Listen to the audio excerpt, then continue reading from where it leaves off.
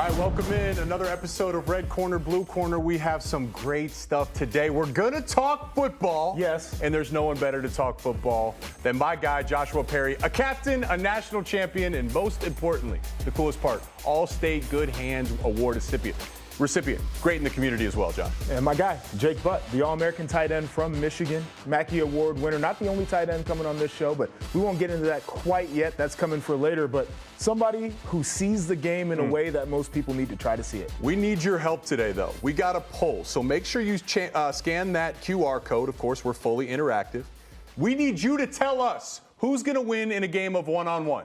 Basketball, me or JP? Scan that code and, of course, head over to YouTube. Join the live chat. We're getting active today. So you guys get active. Can't wait to have you with us for the next 30 minutes. Yeah, we got watchstadium.com/submit as well. If you want to put a question, a video in there, we'll run it in the show. But I mentioned that we got another tight end who's going to be joining us. It's a guy who was a two-time All-American in college, played for Penn State, currently a college football analyst for the Big Ten Network, has some coaching experience in his past as well. This guy has a beat on everything that's going on in college football, and that is our friend Adam Brenneman. And Adam, to bring you in, man, it's been a crazy couple of weeks, right? We got a lot of scandal going on in Ann Arbor. I know we want to talk about football, but real quick, what has been your reaction to all of the updates that we've seen? And it's a lot to comb through, man. There's a lot of updates. We saw a bunch last night. I look at it from this standpoint, Josh. It's that, number one, I was a coach. I lived in that football office. Every program in the country steals signals. Every program in the country has a coach who's assigned the job of stealing signals. We had one when I was at Arizona State. The difference, though, is the extent that Michigan went to steal those signals. That's the part we don't really know. We hear a lot of rumors. We're seeing a lot of things. We saw the letter from Jim Harbaugh's lawyers and from Michigan themselves come out to the Big Ten. The thing that I keep coming back to is it's difficult to give punishment and to give suspensions without having every piece of information and every fact on the table. And when you look at scandals in college football, when you look at Ole Miss scandal with Hugh Freeze, when you look at even the scandal at Arizona State, you look at other scandals around the country, all those scandals, punishment doesn't happen until the investigation is complete. So I keep coming back to that. I would like to see the investigation finished, all the facts come on the table before we see some kind of punishment levied by the Big Ten or the NCAA. But at its core, it obviously is concerning, and I think it's easy to say everyone steals signals, and that's true, but the extent to which Michigan went and Connor Stallions went is really alarming when you actually look at the information. Now, again, is it true or not, and what can you believe and what can't you? That's what we don't know yet, and that's why punishment, in my opinion, shouldn't be handed out yet. Jake, do you have a response to that?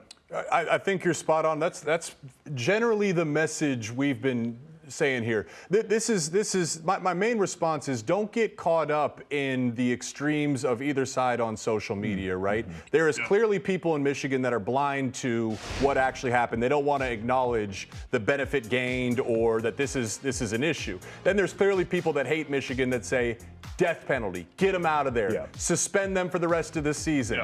What I think we all agree on here is that we don't have the full picture. And when you're setting a precedent for the first time, you have to get the full picture. It would be devastating to overreact or underreact and have new information come out that changes your opinion. That's where I've stood with this for a little while, is the idea of the precedent setting. I think that's why this is so important, because you're basically telling everybody what the procedure is going to be moving forward. And I think that it can open up a can of worms, because we know that programs, they step over the line often. Sometimes they report themselves, other times we got to find out from different means. But if this is what you're going to do, you're opening up other coaches to having a similar punishment. I know the other programs don't want that. I also think that it's one of those crazy things where we've seen detail after detail leaked from both sides. Right. And a lot of mudslinging, I think, that's gone on. And so I'm curious what comes of the rest of that. But Adam, I wanted to ask you this, right? Hey, you're a guy who says that this thing should take some time. I think we all agree. But if you had to predict on a punishment, when will that come, number one? And number two, what do you think it would look like? Man, I think, first of all, we know the NCAA moves at a snail's pace. They could have all the evidence in the world, and they take forever to give out punishments. I mean, the Tennessee case, you guys remember the Tennessee case from 3 years ago? Yep. That thing just got wrapped up this offseason. So the NCAA takes forever. So that's hard. That's hard to say when that will actually end. I think we're still looking a year plus until the investigation is complete, because what happens in these investigations, and I've been familiar with it for a couple of reasons. One was at Arizona State, and heard a lot about it from guys that were at Tennessee, is that they go down a rabbit hole of information, right? We're already seeing how Central Michigan's part of this investigation. What's going to happen is other programs will now become part of the Michigan investigation, and they will find out other things. That is the concerning part for Michigan. When you open up the can of worms of an NCAA investigation, is that what else will they find? And we know programs all over the country, all three of us know that. A lot of programs toe that line of what's allowed and what's not based on NCAA rules. Once you allow the NCAA into your program to investigate, what else are they going to find? So that's the concerning part. I think from the NCAA standpoint, we're still a year out.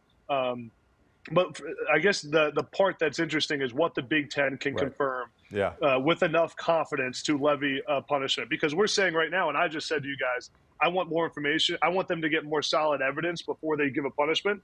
We don't know what the Big Ten really has. We don't really know what evidence they're looking at and what they have in front of them. So once they get enough evidence to have wrongdoing without a doubt, that's when the punishment should come.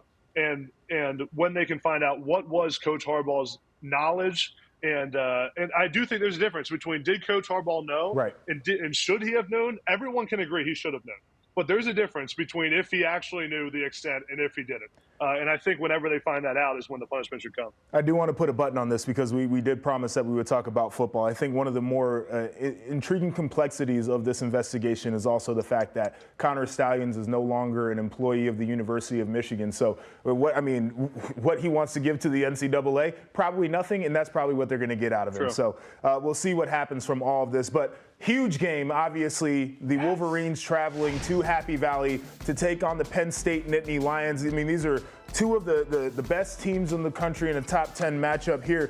Of course, Penn State, the underdog in this one. Adam, why will Penn State pull off the upset in this game? The key for Penn State is to win on first down. I went back and watched the Ohio State film the other day, and everyone talks about Penn State being so bad on third down against Ohio State, 1 of 16 on offense. That's why they lost the game.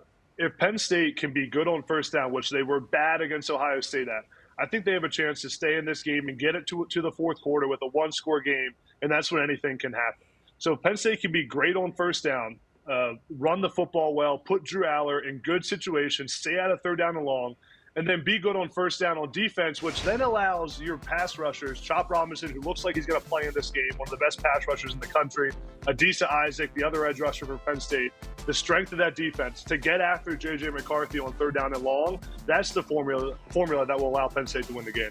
Now, notice how he said, they have to be good on both sides of the ball on first down, and leans into my stat that third downs are overrated. But that's neither here nor there, Jake. But I wanted to ask you on the Michigan side, we know that this is the more complete team coming in, but why will they win? What will the reason be?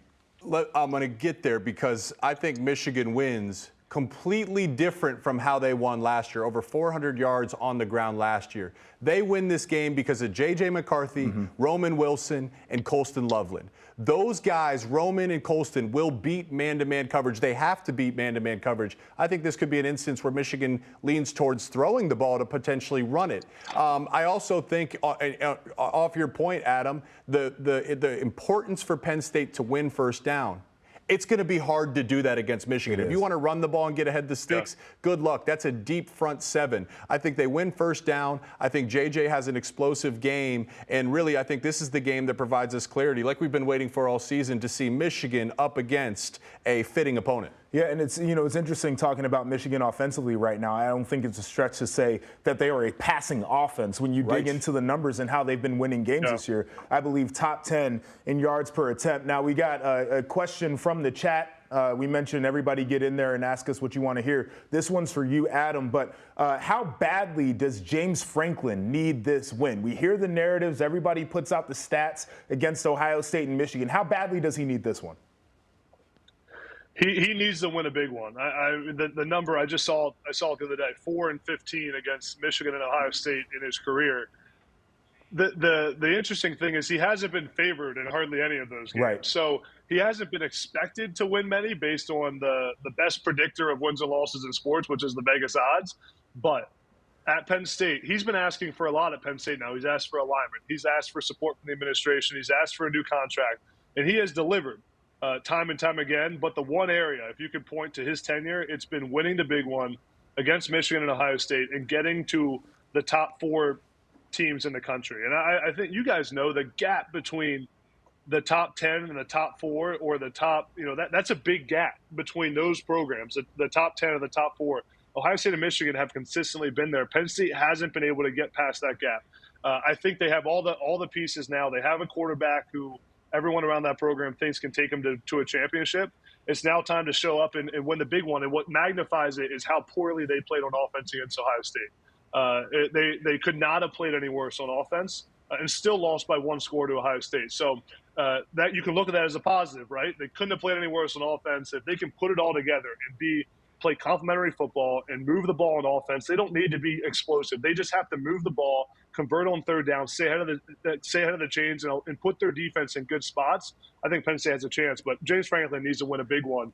And there's no better time than big noon kickoff against Michigan. I think what you said about James Franklin and what Vegas had to say about his odds to win those games is really interesting, too, because a lot of people say he's overrated and they point to that record. But when you weren't favored to win those games, are you really overrated if you end up losing them? It's a complex conversation, probably not for right now about this topic, but that's our friend Adam Brenneman, great football analyst, former college football coach. We appreciate you joining us over here on Red Corner, Blue Corner. Thanks, Adam.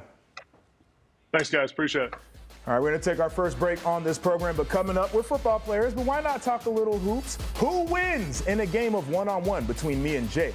Find out in just a few, and later at 2:30 Eastern. Be sure to stick around for Rivals Down South. Lane Kiffin is taking his team into Athens, and he says all the pressure is on the Dogs? Well, they'll break all that down in that matchup and so much more. That's coming up right here on Stadium.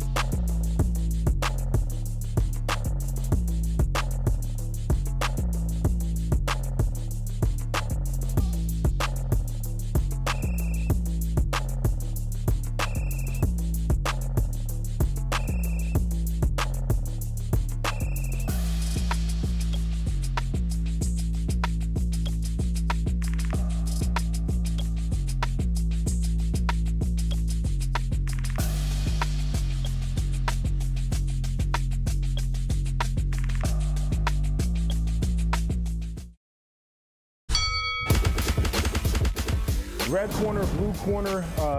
These next couple weeks might look a little bit more like that animation here between me and Jake because we got 16 days. 16 damn days until the game. My goodness, I cannot wait. This might be the most watched game in the history of the rivalry for everything going on, right? This is drama. This is soap opera. It's already the greatest rivalry in sports. Animosity. Oh my gosh. Could not be any higher. Let's go. I love it. That's going to be amazing. All right, well, speaking of Ohio State, let's go and check in on former Ohio State quarterback C.J. Stroud, who had this interesting quote that has made waves on the socials. Football players want to be basketball players. Basketball players want to be football players. And we all want to be baseball players. JP, can you give us your thoughts? What do you think? Yeah, I mean, football players definitely want to be basketball players, right? Everybody wants to say they got the finesse and they got the moves and ultimately that they can shoot. So I totally get that. The basketball players want to play football because they want to think that they're tough guys. Most of them are playing basketball because they couldn't get it on the football field. And everybody wants to play baseball because we see them contracts. $300 million. Put it in my pocket. I almost wonder if basketball players really, I don't know that they want the smoke. They get paid more to play I don't know that they even really want to play football, but I would agree. They're imagining themselves as these tough guys. They like the thought of it. Right? Like, oh, I've got the skills, but I can go out there, I can tough it out with you guys. Yeah. Hey, LeBron was a great football player back in our great state of Ohio, too. LeBron is a one of one also. Yeah, I'll take you one. Baseball, it bores me to death. I would prefer golf. That's the real, those dudes are getting big paid out there. Or tennis. Yeah. Yeah, I'm definitely not playing any baseball, but we did put the poll up there. Who would win a game of one-on-one, me or Jake? I mean, you were talking disrespectful, actually. I want to address this because this morning we were on our call. Disrespectful is what I would have to say about it. They said NA for my vert. Yeah, his knee was a little 27 inches, torn up. Yeah. I mean, what do you think?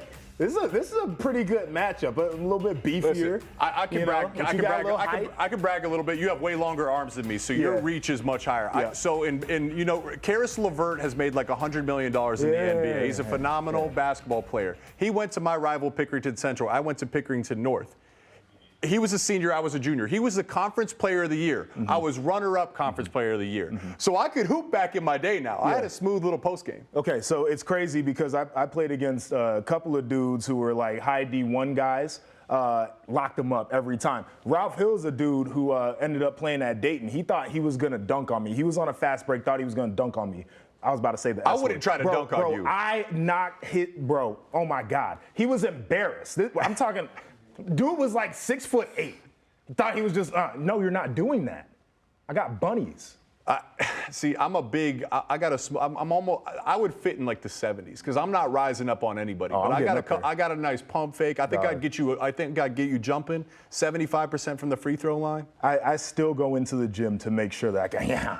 The real winner of this would be the Arthritic Center of Chicago because we would both need some significant ice downs and surgery and treatment. Brother, my doctor would be like, you're a damn idiot if you think you're going to go out there and play hoops. Just want to put a cap on this poll right here, 53% saying that it's your boy JP. It was a tight one, though, which means that they both think that we got a little something going on. We ended 50-50. I was going to say, you guys let me down, but now we bounce back to 50-50. You know who never lets us down? That is Brad Evans. And, of course, it's that time of the week. Time to pick some winners. And for our first pick of the week, let's hand it off to our guy, the host of Live on the Line, Brad Evans.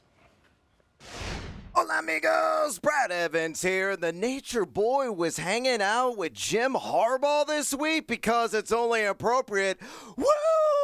We got a matchup. A behemoth won the Big Ten between Penn State and Michigan. This is how I'm playing it on this SGP, and come with me if you're buying what I'm selling. I'm going to take Penn State up to plus 10.5 and the total up to 50.5 and slam that under. You slap those two together, a very cool plus 105 at BetMGM. Defensively, they're nearly mirror images of one another, or the Wolverines and Nittany Lions, both top 6 in the country in EPA per play defense.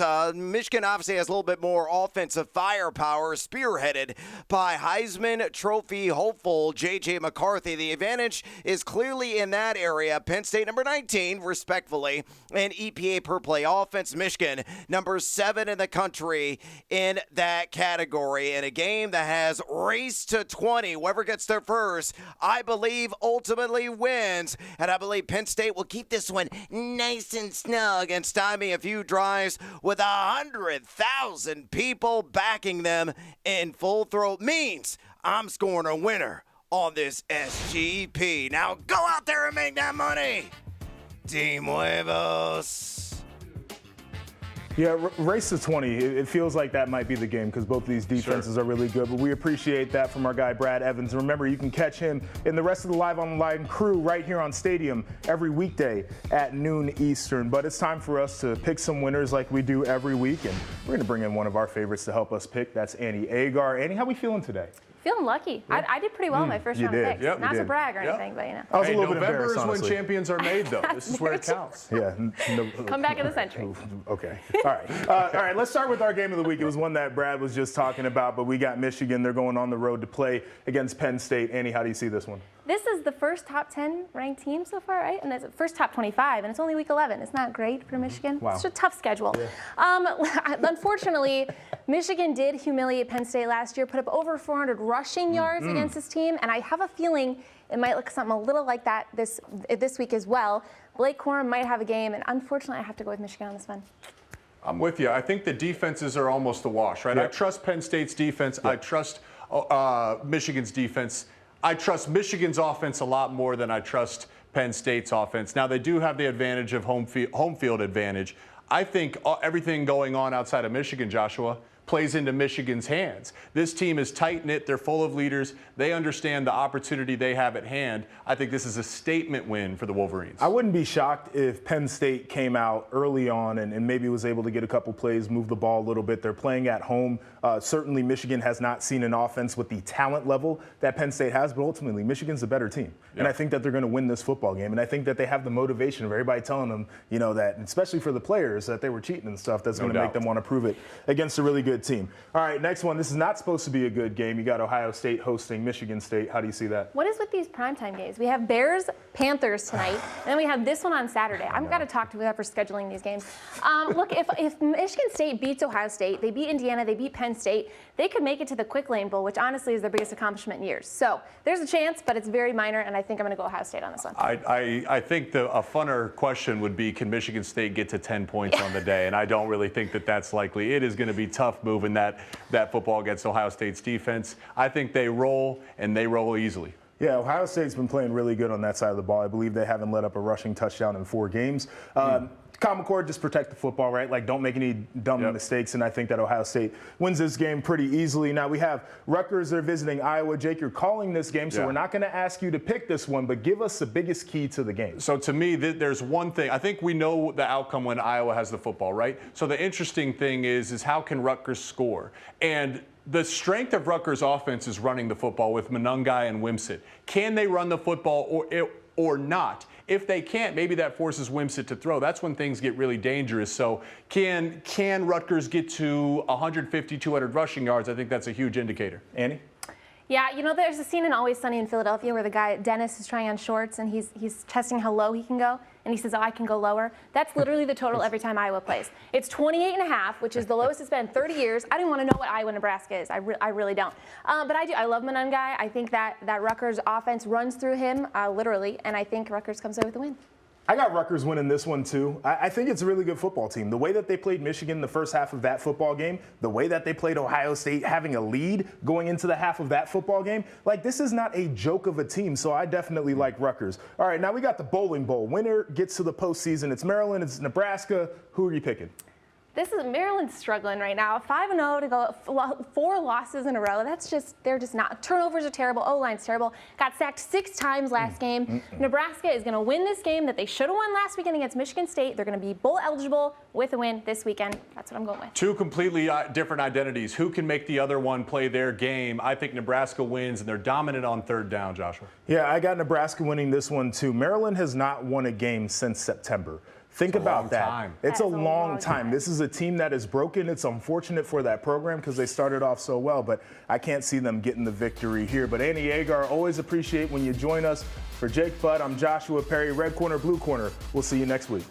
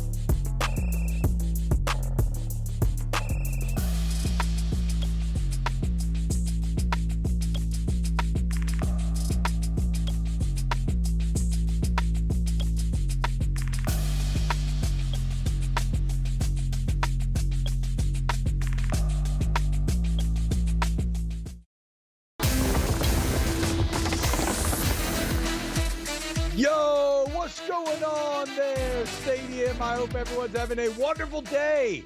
And I hope it's about to get a bit better because right now it is time for Rivals Down South. I am T-Bob Bear, General Sports Talk rabble-rouser, former LSU Tiger. He is SEC Mike, noted Tennessee fan and host of the highest-rated SEC podcast on Apple and Spotify. A man who moved to the middle of nowhere, not because he wished deliberately, because he wished to take deliberately. That's right. Was that Thoreau that moved into your woods? You're like an SEC football Thoreau, Mike, and we are so blessed to have you here on Rivals Down South. Let's dive right in here. Lane Kiffin back at it once again. Number 9 Ole Miss about to travel to Athens, Georgia to take on the top-ranked Georgia Bulldogs. And how about this? 26-game win streak for Georgia overall. Ole Miss has not won in Athens in 27 years. Since 1996, Mike, I was 7 years old the last time that Ole Miss won. And yet, Lane Kiffin out here saying he ain't feeling no pressure. Saying, quote, Georgia's the number one team in the country. They haven't lost at home in 4 years. We're little Ole Miss. Little old Ole Miss. We're double-digit underdogs going there at night. I mean, what is there to lose? When you're on one of those streaks, the pressure is on you because you have to keep those streaks going. Mike, give me your immediate reaction. What is Lane's angle here, or is he just being honest? Well, I like to call him Lane Whiffin for a reason. I'm going to retire that name if Ole Miss wins. But I think this is a smart approach, T-Bob, because he's been running his mouth most of the season, particularly that Alabama week, and his team laid just an embarrassing egg on national television. So credit him. I think he's pulling a 180 here. He's doing a little reverse psychology. We got no shot. He's pulling a Lou Holtz. Georgia's going to kill us. All those stats you gave out, T-Bob. How about this one? It's senior day in Athens. This senior class is 46-3, about to be 47-3. And if they keep it up, they're going to be the winningest class in Georgia history. So I think everything Lane Kiffin's saying is true. 46-3, and here. Okay, so here's an interesting element, right? And you get to the debate of, okay, who actually has more pressure on them? I mean, you would think, look, Ole Miss still has some playoff hopes alive. Obviously, Georgia trying to win a third national championship, keep these streaks alive. Mike, I kind of see it a bit differently. This is the rare big game where I don't know that I think either side has a ton of pressure on them. Like, let's say UJ loses. Disappointing? Sure. They'll almost assuredly still find their way to Athens. To Atlanta, even if they lose this weekend. If they win the SEC champion as a one-loss SEC champ, they'll for sure be in the playoff, have a chance to win a national championship. And yes, while a loss would knock Ole Miss out of the playoff discussion, does anybody really think Ole Miss is going to make the playoffs anyway? Like, the goals for Ole Miss are less than a playoff. They would love to make the playoff, don't get me wrong, but like, this is a program that was in shambles just a couple of years ago, Mike. And now you're telling me that even if they lose, they'll likely finish 10-2 in the regular season. Remember, for the first time in school history, just 2 years ago, Lane Kiffin led the Rebels to 10 regular season wins, first time ever. And then after a disastrous step back last year, the 7-0 start that completely collapses down the stretch, to come back, get back to 10-2, 6-2 in the SEC, to be in the top 10 3 years in a row. Like, no, I think even with the loss, Lane's pretty fine. Now, you mentioned the reverse psychology, and this is a quote that makes me think that Lane may be a bit more dangerous. And he says, quote, I think you've got to watch that you don't get off a tight, nervous vibe to your team. As I look back at the last two road trips like this with elite teams, the two times we went to Alabama, the players could feel me get uptight, and we played that way. And I don't feel like that this week. And I think this is fascinating to hear here, Mike, because that was a criticism levied at him from the outside. And a lot of time coaches are not willing to admit that, you know what, you all on the outside, like, you were right. I was kind of acting a fool. I was being different, and my team fed off it. So Lane is acknowledging that. It's a very self-reflective moment, and it kind of makes me feel, as dumb as this sounds, that Ole Miss may be a bit more dangerous this Saturday night. Right, and you say, well, Georgia, if they lose this game, they still will probably go on to Atlanta. That's not assured, because if they lose, remember, they just struggled against Missouri next week. Biggest game of the season, T-Bob, at Tennessee. They've won 26 in a row, but all of a sudden you lose a game. You look human. You know, you don't look invincible anymore. You're going into a rocking Neyland Stadium. You ruined Tennessee's hopes and dreams last season. Now it's their turn to flip the switch, ruin yours, and Tennessee could still win the East if they beat Missouri, if they beat Georgia. It's unlikely, but the biggest obstacle there is Ole Miss, I think, beating Georgia. And if it happens, I don't know. That is another reason why I think all the pressure's on Georgia here. Little old Ole Miss, no one's going to be expecting a win come Saturday night in Athens. I would agree that if we were to play the game of, okay, who is the loss worse for, I do agree that it's worse for Georgia because it takes away your margin of error and it does kind of turn up the temperature, but I just don't know that I can fathom this Georgia team losing two in a row. And I think Lane Kiffin kind of feels the same as, again, not just handling himself differently, rather than poking the bear. Lane Kiffin's been very complimentary of Kirby Smart saying, quote, he's one of my first calls a lot of times when I'm looking for advice. I just think Kirby's really smart, and I enjoy talking to really smart, intelligent coaches you can bounce things off of, ask them how they do things or how they deal with a player issue or something. Are you at all surprised to hear this sort of public mutual respect? Kirby Smart also saying very positive things about Lane Kiffin. Right. Well, the further we get away from Lane Kiffin being the offensive coordinator down in Tuscaloosa, remember we had to fire him the week of the national championship game because he was such a distraction and he hated Saban. Now, on the flip side, anytime someone says something negative about Saban, who's the first one that chimes in and calls out Jimbo Fisher or who have you? It's Lane Kiffin. So as time has healed these wounds, T-Bob, and I don't think there was ever a rift between Lane Kiffin and Kirby Smart by any means, but we give Saban credit for rehabbing Lane Kiffin. I think Kirby was also instrumental in that as well. That's why you're not seeing Lane Kiffin throw Kirby under the bus like he did Jimbo, like he did Kevin Steele, like he's done so many others, Urban Meyer included. I mean, just the greatest of guys he's throwing under the bus here, but not Kirby Smart because he respects him and he respects the program he's built, and he knows any ammunition he gives them, they're going to use it against him Saturday night in Athens. Well, and what just insane life comes at you fast, how much things can change, Mike. And this is going to dovetail with the conversation we're going to have here in a second, where when they were on that Alabama staff together, at that time, Kirby Smart was just a coordinator, and that's all he'd ever been. Lane Kiffin had already been head coach at USC, Tennessee, and of the Oakland Raiders. And now, just a handful of years later, a little over half a decade, it's now you view Kirby Smart like way above what Lane Kiffin is. And so I want to dive into that because I think we lose sight of this. The Georgia Bulldogs right now have won 26 games in a row. That's 705 days since their last loss. If we look further into this streak, that's 9 top 25 wins. It's an average points allowed of only 14 during that stretch. 14 of the 26 games over 500 yards of total offense. Incredibly, a margin of victory of 25 points on average. And in 26 games, they've only trailed for 31 minutes in the fourth quarter. So it is amazing. And it kind of begs the question, well, what sticks out most about all of this? And this is the most amazing part, and it kind of speaks to what we were just discussing. When Kirby Smart's on that Saban staff, he's just a coordinator. Nick Saban has built the single greatest dynasty we've ever seen in college football.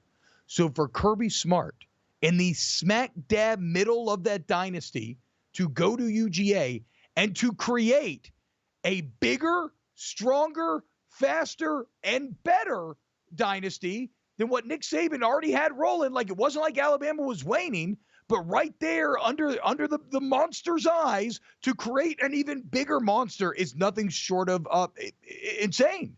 Like they're already better. He did it quicker. And right now they're on the cusp of doing something that Alabama's never even done under Nick Saban, that no one's ever done.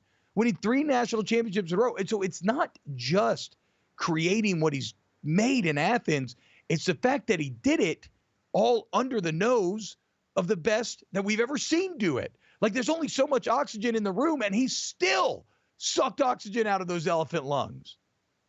Right. So I think it's fair to ask the question. I mean, all due respect to the greatest of all time, Nick Saban, but that edge has been lost, I feel like, from these Alabama teams in recent years. And where's that edge? It's been in Athens. I mean, they'll kick you up and down the field, particularly on the line of scrimmage. They're mean, they're nasty, and the best offensive and defensive linemen, they're found in Athens. They used to be in Tuscaloosa when Kirby was down there. Now they're in Athens. So, I think that's been the difference between these last couple teams. Remember last year, Alabama was the team to beat. They were not even close to Georgia's level, and I don't think they're close to Georgia's level now either. So, I think we got to give Kirby a little bit more respect for that great Nick Saban run even. Yeah, I mean, look, and make no mistake, he's a key part of that run for sure, but it does predate Kirby, and there was success post-Kirby as well. It's just, I just really can't fathom Kirby somehow doing what Nick did, but more so. That said, very interestingly, funny little quirky stat, Kirby has more national championships than he does victories over Nick Saban. Okay, so he's going to have to prove it. George's going to have to prove it again, likely. Think about that. He's beaten Nick once, but he's got 2 national championships. That's how good Nick Saban is. There's an idea out there, Mike, that Brock Bowers may be coming back for this game. He's 26 days post tightrope surgery. I want to say that Tua played around 27 days, something like that. I don't think he should, to me, right? I think Georgia's capable of beating Ole Miss without Brock Bowers. If they're not, I don't think that they're a championship team. And so I would give him the extra 7 and wait for the Tennessee game next week, or maybe even wait out the rest of the regular season. Do you think we see Brock Bowers? I do, based on what I'm hearing. Now, in what capacity, that remains the real question. I don't think he's going to play the entire game or anything, but like I said, it's senior day, T-Bob, and I think he's not a senior, he's a true junior, but we all know he's off to the NFL. He's going to be a top 5, top 10 pick in the upcoming draft. So I think it's his final opportunity to suit up in Sanford Stadium, and I think that's driving him. From what I understand, he can't possibly hurt the injury more. So I do think we see him, but I think it's largely as a decoy, maybe a red zone target. I can't imagine he's going to suit up for the entire game. Yeah, the senior night moment is special. So that would make a lot of sense. And even partial Brock Bowers, you could still find ways to have him impact the game. Coming up next, LSU and Mizzou are looking to avoid something that I am all too familiar with, a crippling hangover. Will they do it? Who's more likely to let one bad night turn into 2? We'll break it down on Rivals.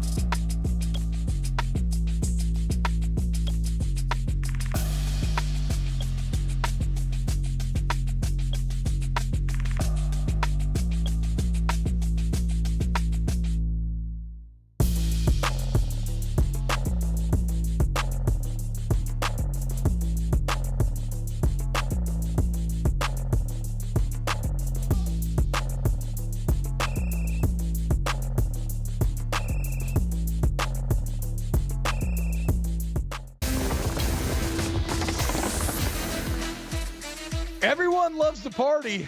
Trust me, I know. But it's not so great the next morning, Mike, is it? And your head is pounding. Never. Your body feels as if every single movement is going to cause your bones to collapse and you're covered in your own urine. It's a bad, bad feeling. And yet, that's how LSU and Mizzou felt waking up Sunday after uber disappointing losses in a couple of 1v2 matchups. And, well, just to make me feel even worse, Sam Brief in the chat says, "Hate to make you feel old, but I wasn't even alive in 96. Sam, take a lap. Get out of here. Take a lap. Come when you're done, okay?" But it does beg the question. With a couple of hungover teams, with goals left to play for, who is in bigger danger of failing again this weekend? Is it LSU taking on Florida in Death Valley, or Mizzou playing host to your Tennessee Volunteers? Well, obviously, you know the answer to this one, T-Bob. It's Missouri, because they hyped up this Georgia game so much. They came in, they gave them a heck of a game, but they still fell short. There's no moral victories in the SEC. And, you know, Tennessee can run all over you. And what have the likes of LSU, 274 on Mizzou, Kentucky, 183, Georgia, 131, Kansas State even 138 yards. Tennessee's averaging over 225 rushing yards per game. So this is perfect, I think, for a Tennessee victory. Go on the road. They've proven they can win on the road. Missouri, I think all your hopes and dreams of having this dream season were just dashed. Wow. And I got no faith in Billy Napier. That's a big reason why I'm saying Mizzou. Well, okay, that's actually a great point. We all know that Billy Napier on the road is something that you bet on your own risk. You know, hope is lost. If you're hoping for good, well, hope is lost in these lands, right? But I'm going to go the opposite direction here, Mike. I think it's clearly LSU, and a few reasons why. First, around these parts in Baton Rouge land, there used to be a known concept called the Alabama hangover, where for years at the end of Les Miles' tenure, like one of the main problems, one of the main things that Coach O had to fix was the team putting so much into that Alabama game that after it fell short, it was kind of like, meh, well, whatever, the rest of the season is the rest of the season, right? And even this year, you have a team that felt that it may be championship good. And what are they playing for now? They're playing for pride. Also, I think that when you look at LSU, Mizzou, those are both pretty complete teams. Sure, they have weaknesses relative to one another, but like nobody in the four teams that we're talking about arguably has a bigger weakness than that LSU defense. And so when you have a bad defense, an upset's always in the cards. And if you look at Florida this year, when have they done well offensively? Well, if you look at their schedule, Vanderbilt, South Carolina, and Arkansas all are defenses that rank better than or right around LSU. Florida averaged 38 points in those games. Plus the added element of, I believe Jaden Daniels plays, but it's not 100% guarantee. And like, I think you actually have a big bad pot of bad kind of brewing for LSU here. The only thing, I mean, LSU, Death Valley at night is massive.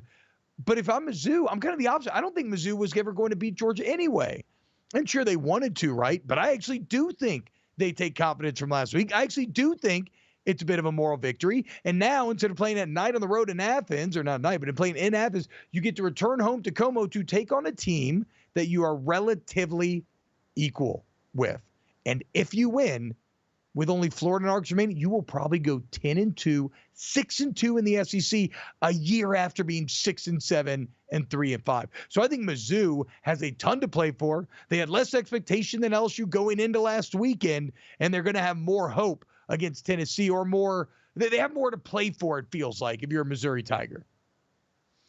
Yeah, I hear you. But also, I mean, we call it Joe Minham over here on Rocky Top. Joe Milton's heating up. He's playing the best football of his life. And not only that, Tennessee also leads the SEC in rush defense. They're going up against the SEC's top rusher, Cody Schrader. I don't think he gets 100 yards, T-Bob, because of 6 of 8 opponents Tennessee's faced. Only 2 of them have gone over 100 yards. So if you can stifle Missouri's running attack, you can get after Brady Cook, I think Tennessee's going to have a field day. The biggest win of the Josh Heupel era was last season against Drinkowitz. So they have no fear of the Missouri Tigers.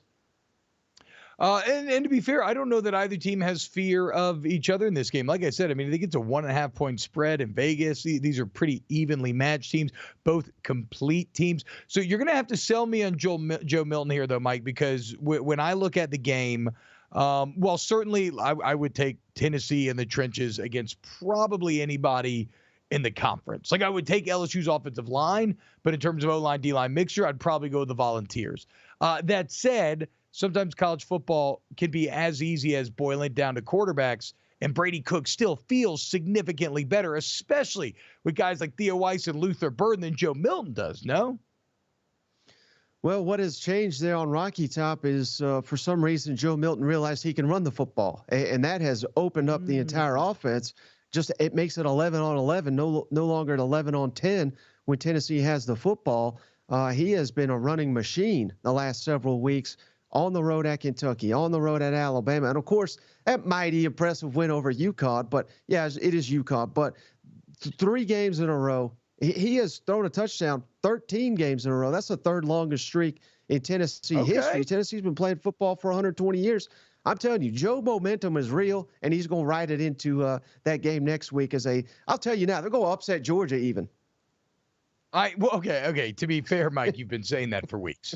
I mean, keep the clown makeup at hand. We will see. We'll get into our final predictions tomorrow. I will say this. I was really sure about my Mizzou take coming into this. You've given me much to ponder and much to think over as we get ready to pick tomorrow.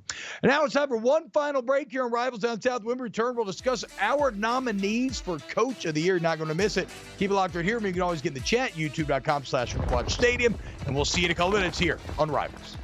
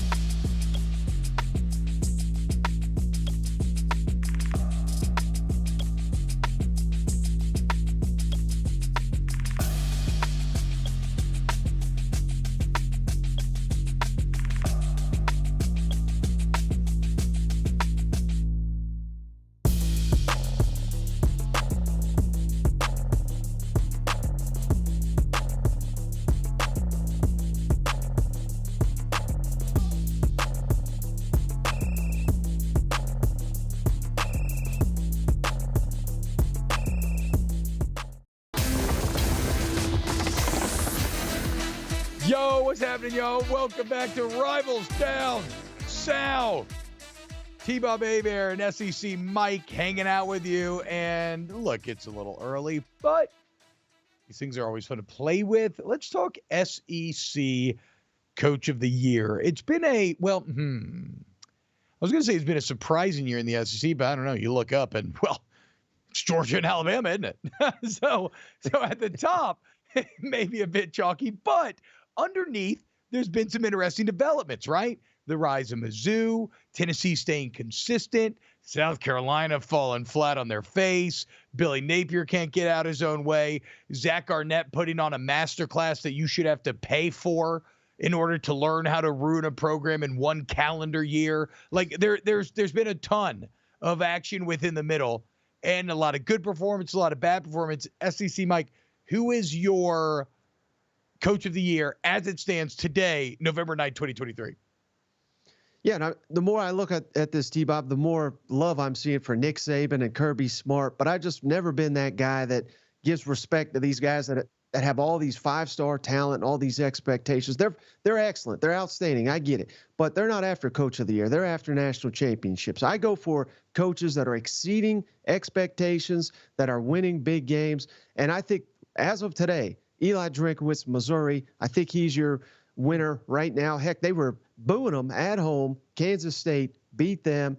Yeah, tough losses to LSU and Georgia, and he's probably going to have another tough loss this weekend, which may change my mind. But up until now, I'm going Eli Drinkwitz.